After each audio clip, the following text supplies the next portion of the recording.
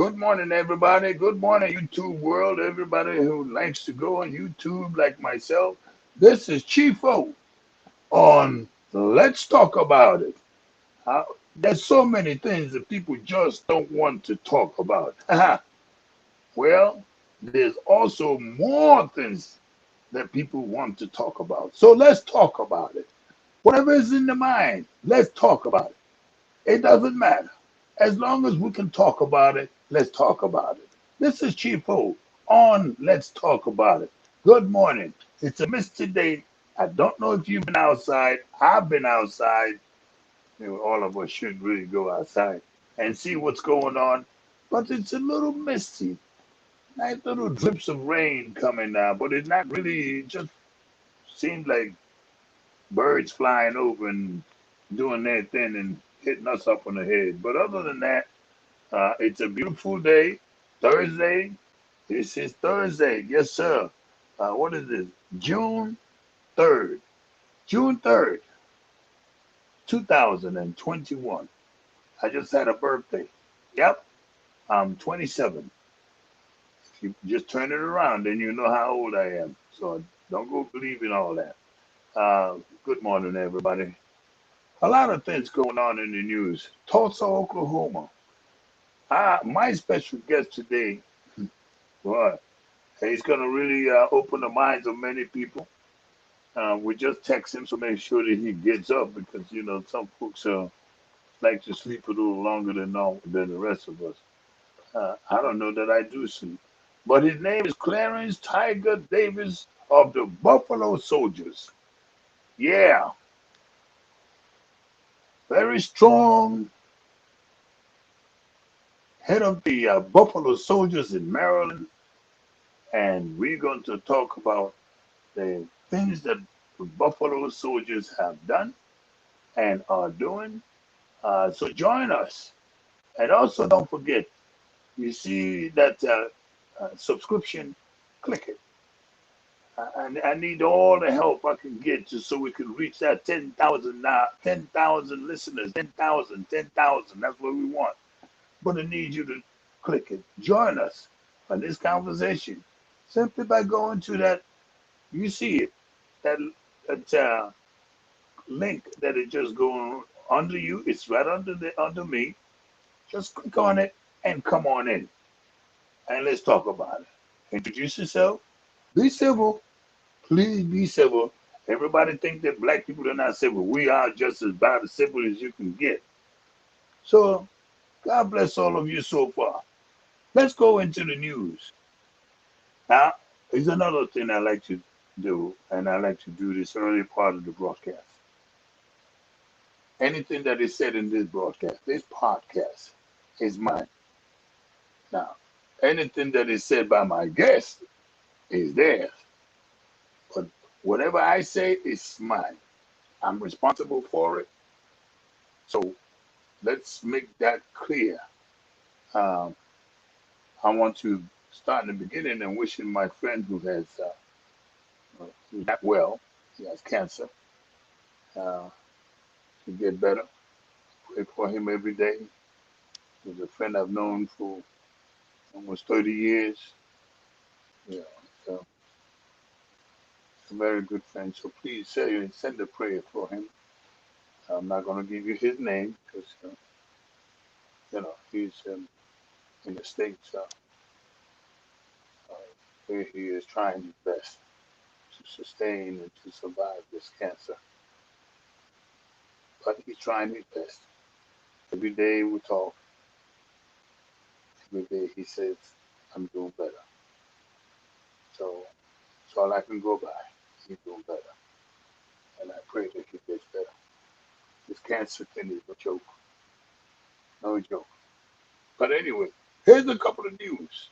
Let's go into China, China, China, China. Oh my God, this country is really trying to take over the world.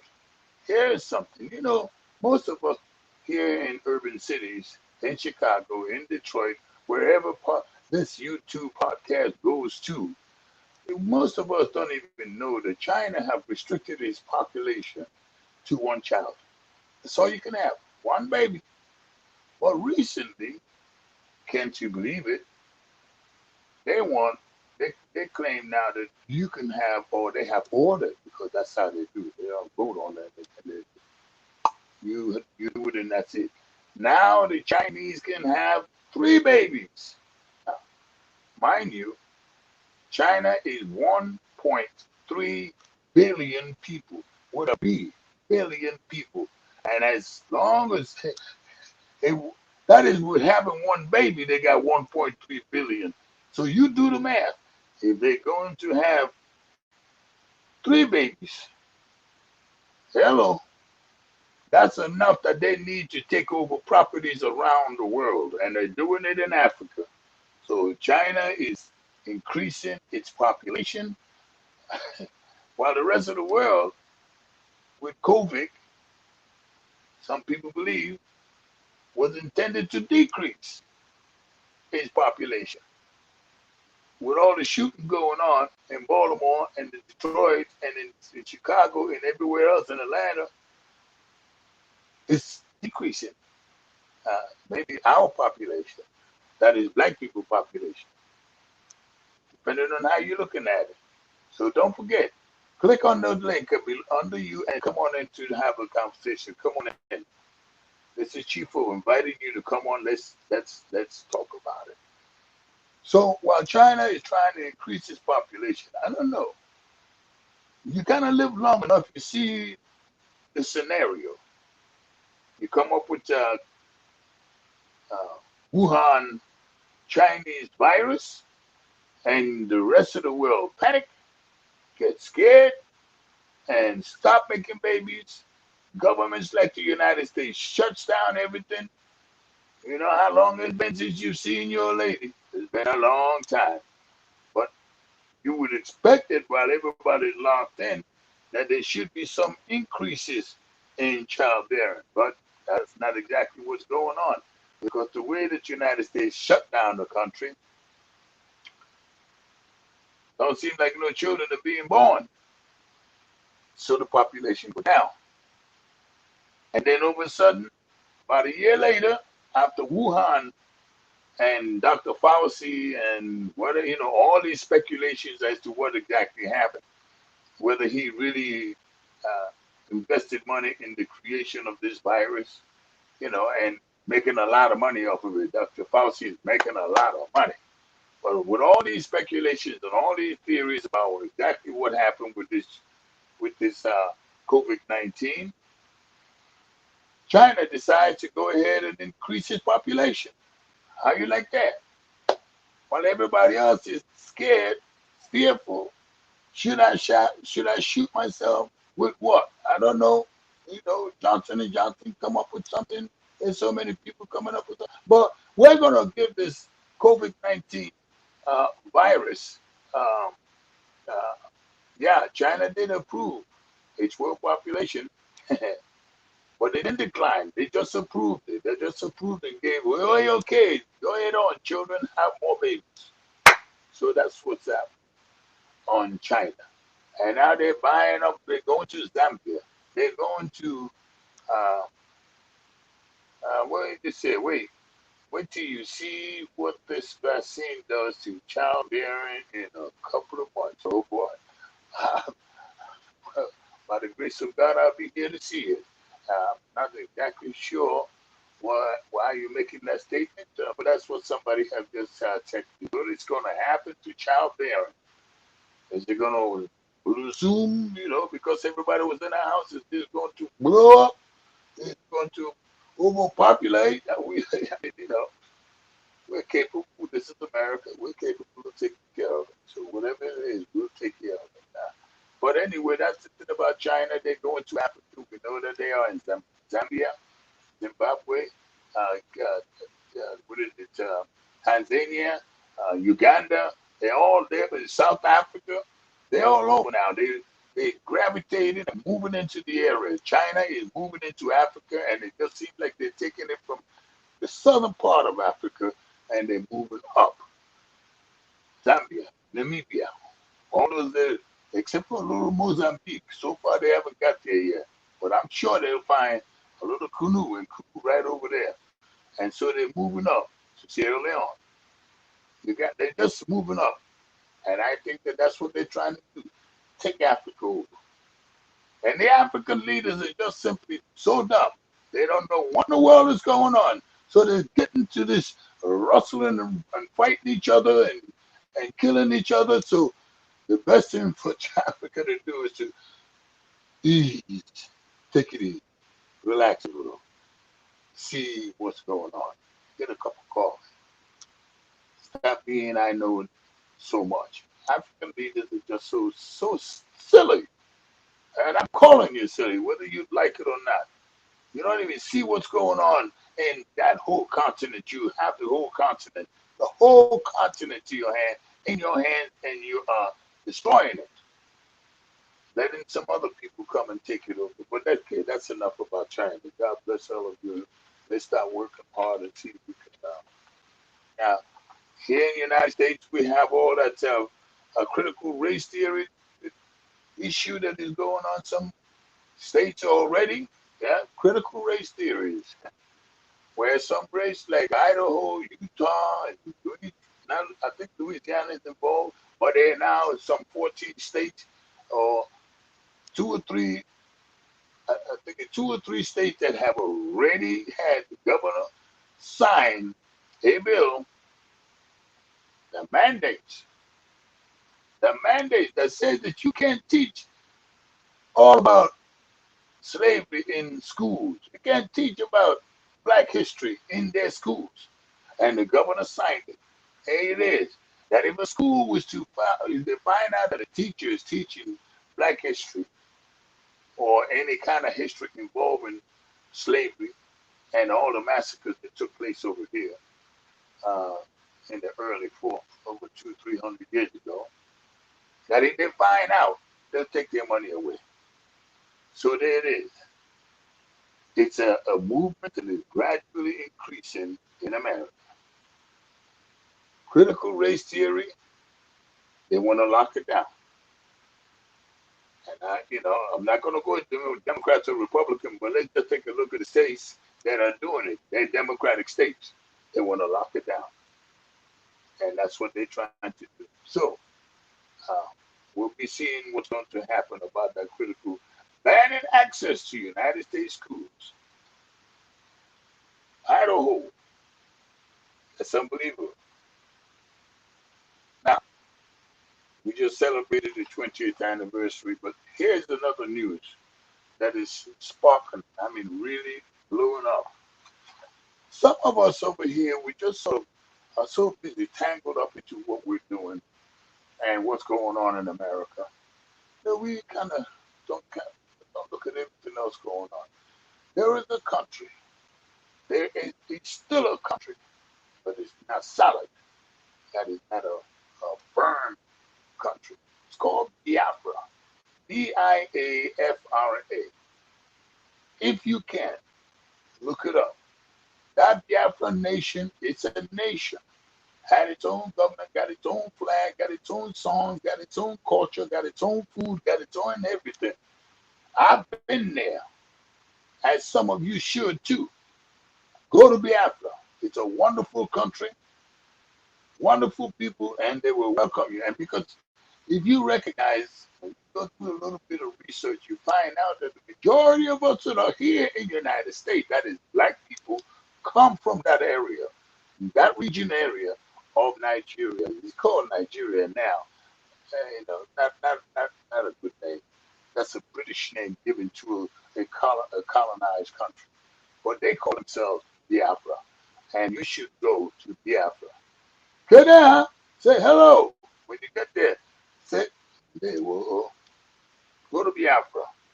You will see they have a nice young man now that is trying his best, but he's outside of the country. His name is Nnamdi Kanu, and he's urging all of us here in America, in particular black people, to try to do the best to help Biafra out. So it's my support to Biafra something.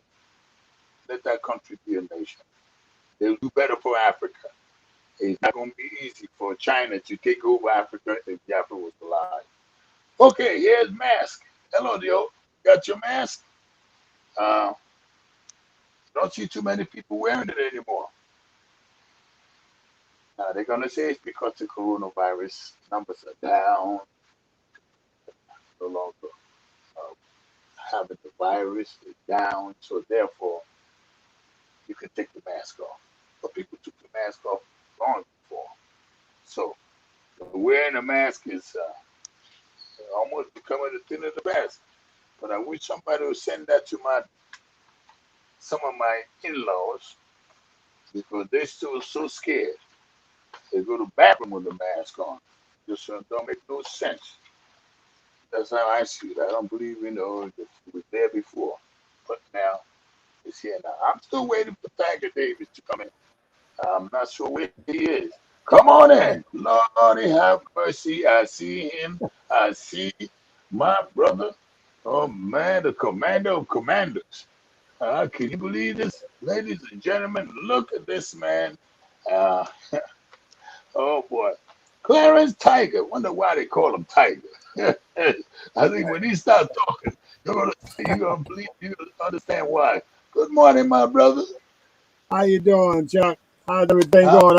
I've just been listening, enjoying your discussion about Biafra and some of the other issues you've been raising. Okay, all of these issues are issues that should be discussed openly, and yes, all ideas, regardless whether you're pro or con or what have you. We need to yes, get it all out there so that we all can learn from that. yes, yes. Well, we're gonna be talking about uh, black votes, uh, black issues, Black Lives Matters. Uh, Frankly, the race, the Red Summer, 1919. Some people have Yes. never seen it, but I'm sure that you're going to elaborate on it. It's really so good to see you, Tiger. I mean, really, I appreciate Well, you coming on. it's really good to be here, Chuck. When we all came home from overseas military duty in the mid to late 60s, Yes, we all navigated our way to the various campuses throughout these yes, United States of America. right, And at Morgan State University, it was Morgan State College then, there was a hardcore group of veterans yes, who had issues with uh, what was being taught. And one of the things that we did was we demanded more of the Afrocentric approach to history because what they were teaching us was basically, it was white nationalism, man. They weren't teaching us about yeah, real history, because we yeah, had a history other than slavery, okay? And we need to talk about that a little more. For example, William Nell, in yeah, 1851, he wrote a book about the Black Revolutionary War patriots and heroes. uh-huh, And uh-huh, so that's when we realized that there were approximately 9,000 blacks who fought with the British, but then there was yeah, also approximately 9,000 blacks who fought for the rebels or what became the Americans. Okay, yeah. now, and what happened to those people? You know, So 9,000, we kind of split up and we went to different places yeah. and fighting with other people. Well, here's what happened to some. The British Uh-huh. had promised freedom to those blacks who fought with them. Yeah, What happened is they tried to follow through on their promises, and some went to the Caribbean and other British possessions. Some went up north to Canada, Nova uh-huh, Scotia, and then Thomas Peters and his group out of Nova Scotia yeah, then traveled to what is now Sierra Leone and established the yeah, modern day state of Sierra Leone. Now, we never got correct. that in the history books, okay? Now Now, that you see, that's history. That's a history that people need to know about. Is that black people contributed to the establishment of the country Sierra Leone. yeah. Now, I'm talking Folks about don't know that. American blacks, former slaves, and I think that's important to And say. Liberia too. Yeah. Yeah, Liberia, that was the Manumission Society back in the 1830s, 1840s. Uh-huh. black freedom was purchased, and they transported them to Liberia. And Right. that's why in Liberia you have counties like Maryland County, Yes. Monroeville, and all that kind of stuff. You'd almost think you were in America, Yeah. in Liberia. Yes. And we do owe something to Liberia, from this Yes. particular country, but somehow we have never uh, fulfilled our dreams or aspirations with regards to our relationship with those West Coast nations of Africa. Because, it hurts me when I see China, you know, Yeah. engaging in Africa when I believe that it should be America and the Western Hemisphere engaging in that Why is America? Why the perspective, huh? Tiger? Why is America staying dormant when it comes to the whole continent of Africa? Why is America not getting involved? Well, I mean, I can understand the struggle for power here in the United States, but it doesn't matter which political party. But why China is in Africa, Asia's in Africa, so many other countries are there. But why Well, America is not there? America has been there. Now, look, if we go back to what they call the Berlin Conference in Hmm. 1884, 1885. Now, the Berlin Yes. Conference was when all the Europeans were scrambling over who was going to control what part of Africa.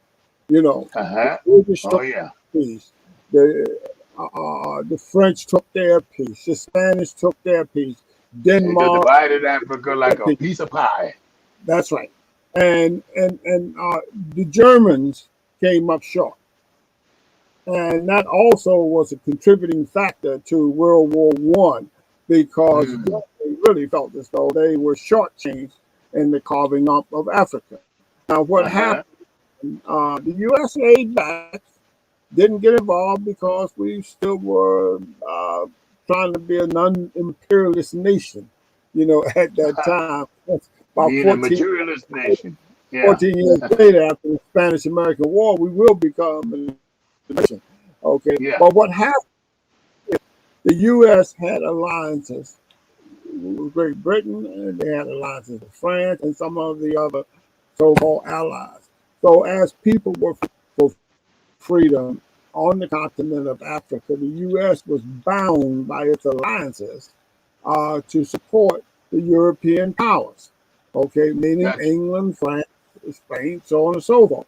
In fact, Right. this is why it took so long for apartheid to be dismantled in South Africa because the U.S. was committed to the European approach to, Africa. And one of Yes. the things that we need to talk about here is that, look, it was the guns that controlled Mm. Africa. It was the Yes. guns.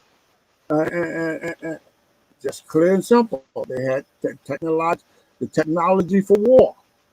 And that enabled the European powers to conquer Africa. For instance, they could sail into a port, let's say in Uh-huh. Mozambique or over on further up the north coast, uh, Right. dock a ship out at sea, and with the big guns, they could fire them guns in there. Mm. African people Yes. who had never seen cannons and what have you, man, was terrified at the thunder and lightning and so on and so forth. So it was easy for them to conquer Africa because of the technological superiority. But make no Yes. mistake about it, when you look at people like Queen and Zenga and others, they fought to the end. You look at the Zulus in Southern Africa. Zulu. Yeah, Yeah. they fought to the end, even though they did not have the technology to compete. They fought, and one of the things that I think we need to do to get a real better understanding of what happened in Africa, we need to understand what happened here with the Native Americans. Now, let me give a Oh, little. the native. Yes. Mhm. Mm-hmm. I had a friend named Russell. Russell was a Sioux Indian. Russell leaped all over me. Well, Chuck, how proud I've been of Buffalo Soldiers. I even have an Yes, annual indeed. Buffalo And we're Soldier gonna bank get to talk every about year. that. Okay. Now, I have family members going way back who were members of the Buffalo Soldiers, the 24th Infantry, some in the 1910th Horse Guard, and I was proud of them. That's my family. Yes. Russell saw the world through a different set of eyes. Mm. And Russell said, hey, how can you glorify the Buffalo Soldiers? I said, I'm real Mm. proud. They were great warriors. And he said, look, the Buffalo Soldiers helped the Europeans commit genocide against my people. Yeah, And that so did happen. he stopped right there. Okay. And I had to look at the world then through his eyes. Now, Mm-hmm. I'm still wrestling with that because I still do my Buffalo Soldiers banquet every year, right? And so I'm Understood. Yes, still you do. wrestling with that. So how do I present the Buffalo Soldiers and at the same time not offend the truth Mm. that Russell and the Sioux Indians bring to the forefront? That's Right. the problem we have in America today, and we don't want to talk about it. It's like Black Wall Street. No one wants to talk about Black Wall Street. Here Yes. we are, 100 That's why years you're later. here. That's why 100 you're years here, Ruff. That later. is why you're You here, Tiger, to know, talk hey, about it. yeah, That's why this Black show is Wall called Street. Let's Talk About It. Yeah, But right. Now, while you pause for a second, while you're pausing for a second, let me remind everybody that there is a subscription button. Please subscribe. If all the Buffalo Soldiers, oh, I thought you fell off the chair. Okay, if every Buffalo Soldier that is in the country was to subscribe, they will hear this brilliant man. You know him. We all know him. Tiger. Tiger Davis. There's nobody in this country that don't know who Tiger Davis is. Subscribe. Subscribe. Yes, they do. You mention anything about Buffalo Soldier, Tiger Davis. It's like it's but Go ahead, but but go ahead, Tiger. understanding all of this history, you know, uh, we start with America. And what is America? What Mhm. is American democracy? We don't talk about these things in our public schools anymore. What is American democracy? When I came along, we studied Pericles. We may not have gotten into in-depth study of Pericles. Pericles, for those who may not recall, was the Yeah. Athenian. Some people will refer to him as Greek. Was the Athenian leader, military Uh-huh. leader, political leader. He was a genius. And what happened is all of the Greek city states were at war with each other. Now, we always give credit to our democracy as having come from the Greeks, correct? But it really came from the Athenians, who were Greeks. Now, what Pericles did at the funeral for the Athenian soldiers who died from the plague during the Peloponnesian War, he then talked about why they were important. And he talked about Athens. And he said that here in Athens, we have a government that's unlike any other government. We have a constitution where all men, now they left out women now, okay, but where all men are equal before the law.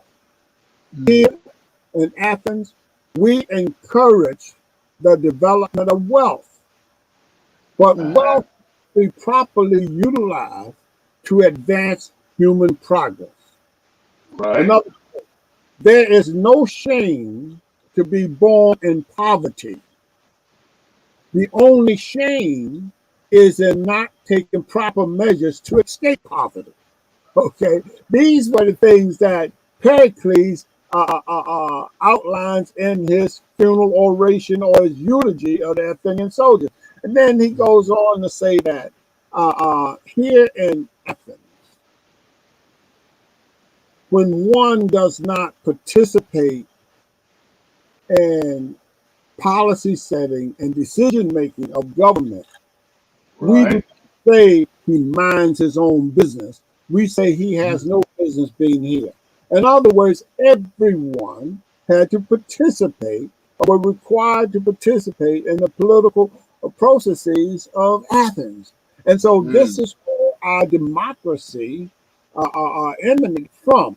And we studied Pericles back when I was in junior and senior high school, but when I got to college, I went a little deeper into Pericles because I understood his funeral oration or his eulogy of those soldiers. Yes. And whenever I think about our young men dying overseas, just like our generation, Right. what were we fighting for? We were Yeah. fighting for democracy. And the reason we stand up for that, it goes way back. Even people like W. Du Bois during World Right. War One, black people were suffering. I mean, now we're talking about 1921, the Tulsa riot, then the Red Summer of 1919. Well, things were Right. going on in 1906, right on up to that particular point. Right. Black people were Right. suffering under tremendous violence throughout this particular country. But what W.B. Du Bois said, he said, look, close ranks. Let me see, Right. I may have the exact quote because, I was always amazed at how someone like Du Bois uh, could support uh, American America in its wars, but he said close ranks. There's a greater evil over there. And then he said this. This is his quote. Let us, while this war lasts, forget our special grievances and close our ranks shoulder to shoulder with our own white fellow citizens and the Mm. allied nations that are fighting for democracy. And then it went Mm. on. And it said, first Close the ranks. country, first your Mm. country, then your rights. And what has happened is that black people and our leaders have always put our rights as a secondary thing Mm. when the nation was in a crisis. Let's put our issues on the side. Let's band together right now. And so Right. these are the things that we were always taught. Now, one of the reasons I'm so in love with W. Du Bois is Du Bois's daughter was my history teacher in high school, man. No And so kidding. so yeah, Yolanda Williams, man. W.B. Du Bois lived right up in Morgan Park, for the longest time. And his house is up there on Montebello Terrace, man. Now, Right here in Maryland. yeah, yeah, right up near Morgan, Montebello Terrace. Now, see, here's where the problem come in. We oftentimes dog out other folks for not recognizing our history. Well, why is it that we could allow W.B. Du Bois's home to be sold on the open market, and we didn't purchase it and turn it into a library, a historical facility? Land site. It's right Yes, because man. we're only talking about 2 to 3 blocks from Morgan. Okay, And that so and that so that goes back to what you were saying about being involved in policy making. Because mhm. if black people were actively involved in policy making, they would have made sure that W.B. Du Bois's house is not sold to some Chinaman. Now, no, it's a little more than that. It's a question of the black community and the truthfulness of our desire to Mm. really promote Black history. Okay, if we're really true about promoting Black history, we should have bought that house. Now, when I was in college, I had a teacher, Dr. Irene Diggs. She taught sociology, but she was a research assistant for Yeah. W.B. Du Bois. And she is the one who enlightened us about that house Mm. in Morgan Park. Now, when she started talking about Du Bois, man, it's almost like she went off into another world, a mystical world, man. I mean, she loved us up Du Bois. And so we began to love Du Bois. But see, this is one of the things that we had at Morgan that other schools did not have. We had Dr. Quarles, who was one of the world's preeminent professors when it came to African American history and studies.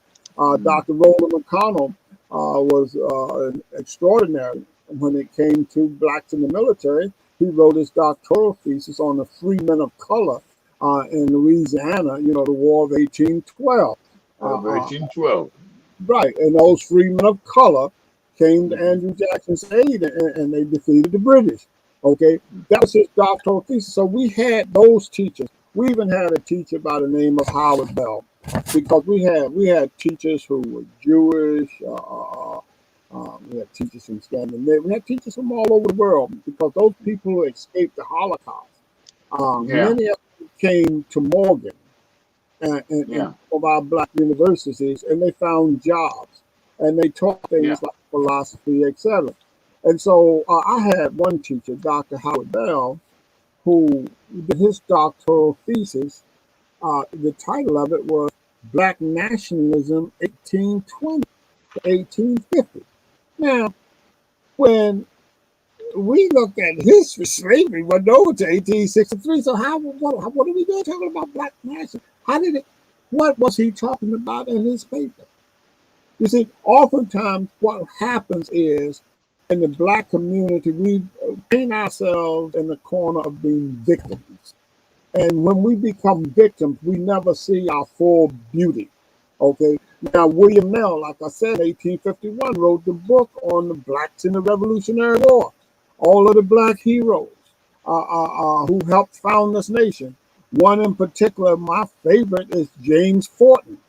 James Forten Absolutely, captured absolutely. at Yeah, the age James Thornton. of Yeah, 18 years old, yeah. and he had an opportunity to be free from that POW camp, but he chose to stay in the POW camp a prisoner rather than to go to England as a free man and pursue education.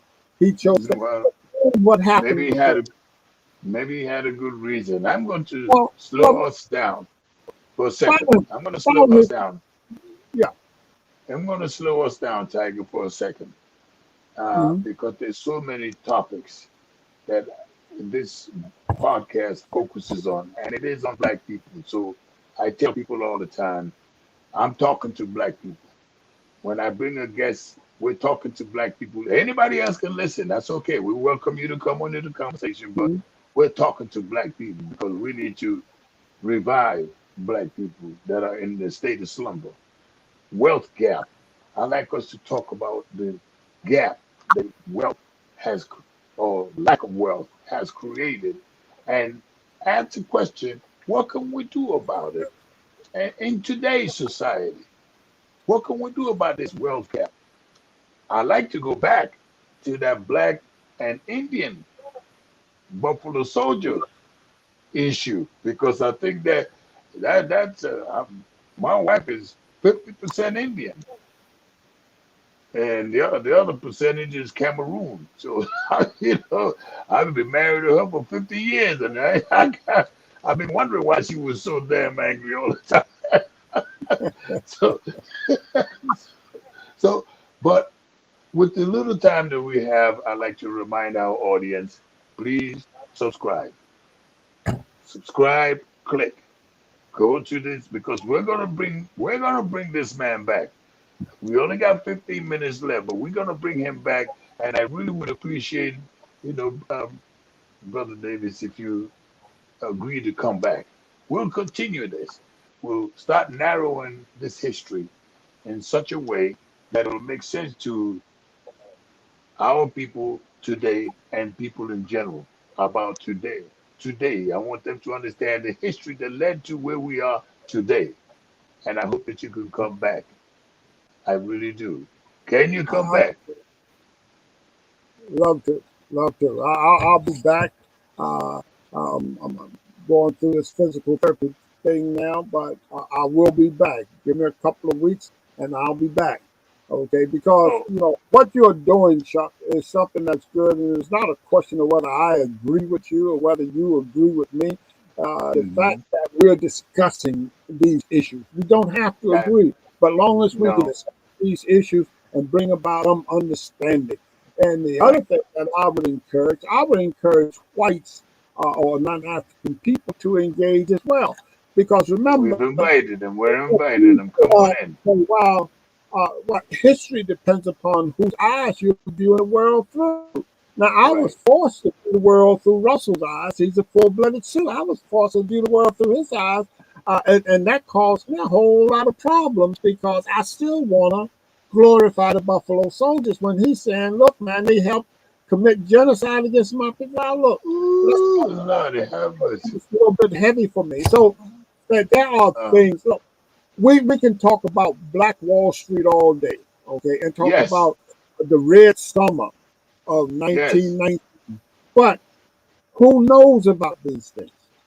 These things have never really been presented and in the and historical openly discussed and talked about. That's correct. right. Yeah. And so non-African people are as ignorant of African American history as African American people are. You know, and then Yes. when we get something new, we get some new knowledge or what have you, then we want to browbeat people with it as opposed to saying, hey, look, let's come sit down. This is what happened. Now, this is why, because Black Wall Street was an example of how you build wealth. And you will hear the thing mentioned community working together to build wealth, collective effort to build wealth and the dollars turning around in the African American community. Now, you and I grew up in a segregated era where we had our own movie theaters, we had our own everything, you know, whatever someone else. We even had Oscar Michaud making movies for black people. We had black cowboys, man. We go to movies on Saturdays, we see black Yeah. cowboys. So whatever other people had, we also had within our community. But then once integration takes place, integration automatically means the death of black history. Mm. Okay, because once you Integration. found to shop at Head Company or Macy's or what have you, you no longer go into the community businesses to purchase your clothing needs, what have you. And see, so when we began to talk about how we move forward, we never looked at the economics of integration or the economics of bringing America to fruition to what is supposed to be a diverse society, what have you.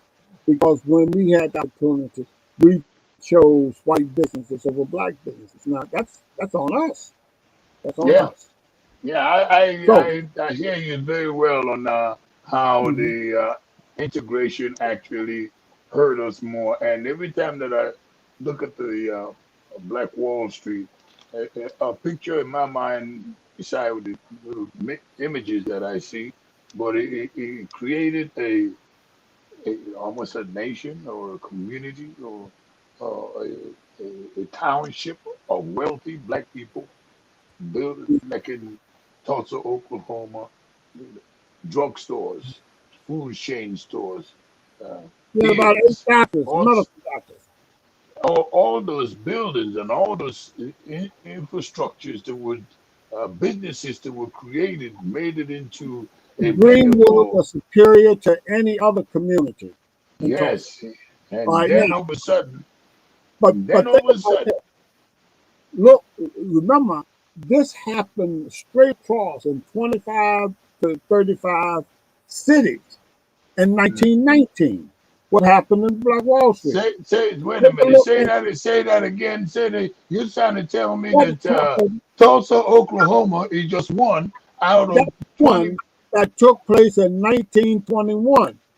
Uh In huh. 1919, there was between 25 to 35 black communities that were destroyed, where you had up to 230 something people being slaughtered or massacred. And look at Mm-hmm. Elaine, Arkansas.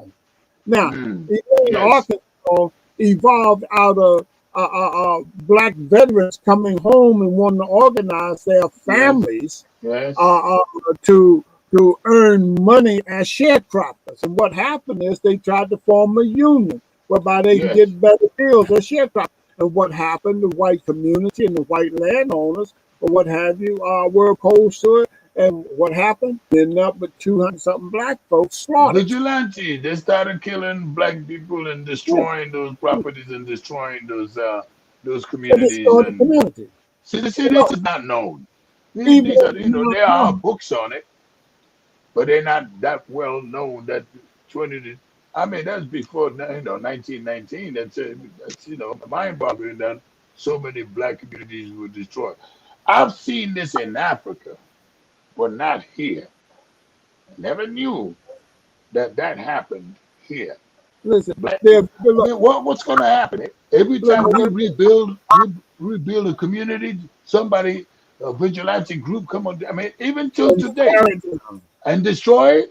Is that And what's going to destroy it. continue to happen? And how long do we take this? Look, listen, look, and use this as an example. Omaha, Hmm. Chicago, Hmm. all Washington D.C. Black Hmm. soldiers stood on the wall to defend the community. Okay, Hmm. but they were Yes. overwhelmed because the legal law enforcement Yes. sided with the rioters, and Yes. they engaged in committing the genocide against our Right. people, like out there in Tulsa. Now I Right. understand the mayor of Tulsa is saying, he said, "Look, uh, you're talking about reparations. How can we make the people of the day pay for what happened 100 years ago?" Now that makes sense, but somebody got to pay. Something has to be done. And whether you give for some of the government-owned land where they can develop that land, something needs to be done to Well, we compensate. need to talk about that more. We need to talk about that more, Tiger, because it seems like the Congressional Black Caucus, are split on that reparation for Black Americans. There's some of them that support it and some of them that are opposed to it. Including our own Congressman, Kwesi Fume, who's not supporting reparation. I don't know why, but You know, he's your friend, so I didn't you know that. Yeah, I yeah. know. There's I a know. list. But see, look, There's a here's the uh-huh. thing, and I have differences with some of the people who are pursuing reparation. Many of them focus on slavery and reparation for that. I Yeah. tend to focus on what happened after slavery, you Right. know, uh, Right. Right. all the way up to modern day time. Because see, when I focus on that area, I'm talking about that red summer of 1919. I'm talking about Tulsa, about 1906, Atlanta. I'm talking about Wilmington, North Carolina North in Carolina. Yeah. 1898, when the newspapers and the black community business district was burned to the ground. I'm talking about all of those things that happened once we Hmm. became citizens, in accord with the 14th Amendment. That's what I'm talking about Right. when I talk about reparation. Other people want to Right. talk about the slavery thing. And so I So differ with there's them some in that difference. Yeah. respect. Because, Yeah. okay, There's fine, some slavery, difference fine, that's done. But what happened after after. slavery, when we became citizens, and every time we built up wealth, you burned it down or you tore it down? Like, for instance, my native church has been burned to the ground twice by night riders. That's Here my in church. Maryland. Baptist Church in Wilkes County, Georgia, has been burned to the ground twice by angry white mobs. Well, Now, maybe what that's happened? what What I happened? live. Jim Crow. Hmm? What happened after slavery. I completely agree with you. Slavery is one thing that happened, and after that, what's next? It seems to me that Jim Crow came into the picture. Well, Vigilantes, but all the other things that separation, segregation, all of that came into the picture after slavery. Would you well, agree? Would look, you? it's one Uh-huh. thing to talk about Jim Crow, Chuck, but here is what's happening. And when you say Jim Crow, that kind of cleans it up a little bit. What happened after the Civil War was more than 100 years of abject terrorism that was Mm, perpetrated against the African people in this country. And we were right. citizens, and this was terrorism. And no other group of people in this world have ever faced the perpetual terrorism that we faced after that war. And Then that was after right after Civil are War. you saying that if you look at Chicago today, look at Detroit, and look at Atlanta City, those urban cities, look at Baltimore, 300 more than 300 people being killed every year. Is that terrorism against the African American community? Of Is that course, terrorism? of course it is. But let's get to the root cause of that. Okay. Hmm. Now, Yes. part of what you see happening right now, and this will take up a whole story. Remember that gun trace task force that they had here, where they all the cops went to jail? The Yeah. gun trace task force, they all went to jail. Look, the reason we have crime in the community is because you got too many cops who are criminals, who are perpetrating crimes in the community and who are benefiting from the drug trade. They take drugs from one group and then give it to their boys to sell in the community, and then they look the other way when violence occurs. And in fact, cops may have been involved in killing some of those murders that exist out there. Because when you can't trust the police, who can you trust? Look at the newspapers, man. Look at the stories that's told. These people going to jail. Well, what impact did that have on our community? Everybody in my community knew them guys with them cops was dealing drugs out of that Exxon service station up there on the Alameda by the Alameda shop. Everybody knew it. And when there was someone that they didn't like, the cops would then come in, pick that guy up, throw him in the back of the car, ride him around so other people could see him. And then they think he's a cheese eater Mm. or snitch. We got kids from my Whew. neighborhood that had to leave town behind them cops on the gun trace task force. They are the reason we have this violence in our community all over this country, man. Cops have been benefiting from crime in our community. I mean, they even make movies out of it and glorify people like Serpico and all of that. This stuff goes on, man, in our community. And we see it. You cannot look when the You people can't make deny it. You can't deny it. right. We see They, it, they and would it rather cannot be deal denied. with they would rather deal with the violence of these thugs in the community than to deal with the police. Now that's saying something, ain't it? They And would saying rather a lot. deal and live with the thugs in the community than to deal with these criminal cops out here. And the shame of it is that most of our cops are good guys. Man, we got some fine young cops of all complexions out there. We got some beautiful young cops, man. I mean, white guys who live in the county who come back and work with kids in the neighborhood and stuff like this. But then what happens is you get these thieves like the gun trace task force and Jenkins and all these other thug cops who want to get rich off the drug trade, man. And what they do, they taint the entire police department. And I'm telling you, the vast majority of our police officers in this town are good police officers, but they are stuck with that thin blue line. They don't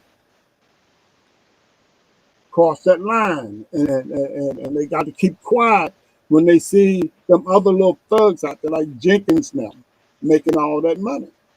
But they can't say nothing because it's that dark blue line. Okay, My you know dear how brother, my dear gentlemen brother. Oh no. we don't tell What? on nobody. No, my dear brother, I'd like to thank you so much, because our time has almost run out. Listen, I really, next Thursday at 8 o'clock in the morning, I would like us to continue this because, and I'm sure that after people start looking at this episode, this is my fifth episode. Thank God for you. Thank God for you coming on, um, and talking about so many things. Wealth gap, the black versus the Indians, so the terrorism in Baltimore, terrorism in urban city. There's so many things to talk about, reparation, and we can't do it all in 1 hour segments. So I pray to God that you will be able to join me next Thursday morning at 8 o'clock, and we do some research, do whatever you don't need no research. You got the experience, so let's let's talk about it. Come on now, everybody, do subscribe and see this segment. This is Clarence Tiger Davis. You see him, a lot of experience, a lot of exposure to what is going on, especially in the black community. So people don't want to say anything about it. We have somebody that would like to talk about it. And we'll talk about it, and we'll bring in some more people. There's a lot of people that are out there that would like to talk about all these issues because there's so much of this happening to black people, and we simply must talk about it so we can find some kind of a solution to slow this thing down. It, it's, I completely agree. It's terrorism against the black community. We have to. do something about it. This is Chief O, Tiger Davis of the Buffalo Soldier. God bless you, my brother. Oh, where's my hat at? There's my hat at. There it is. I got my Buffalo Soldier hat on. I got my jacket, you know. I'm not going to say nothing else because Tiger is going to be asking me for my membership money. I ain't paid yet. So, and I'm ready to pay. I'm ready to pay. Thank you all very much for coming and tuning in, everybody, to answer questions. Go to Chief O. Oh, let's talk about it with Chief O. That is Chief, Chiefo. Let's talk about it. This time with Clarence Tiger Davis, an awesome, a man of potential history locked into one mind. Until that time, next Thursday, 8 a.m., we'll be back. This is not stopping. We're moving on. It's a movement. We need some clarity. And these people that are coming on this Let's Talk About It show are definitely the people that will give us some sense of how can we resolve it. Thank you so much, my brother. We'll see you next Thursday at 8 o'clock. All right. Until God then, bless. this is Chief O. God bless you. Stay safe and stay aware.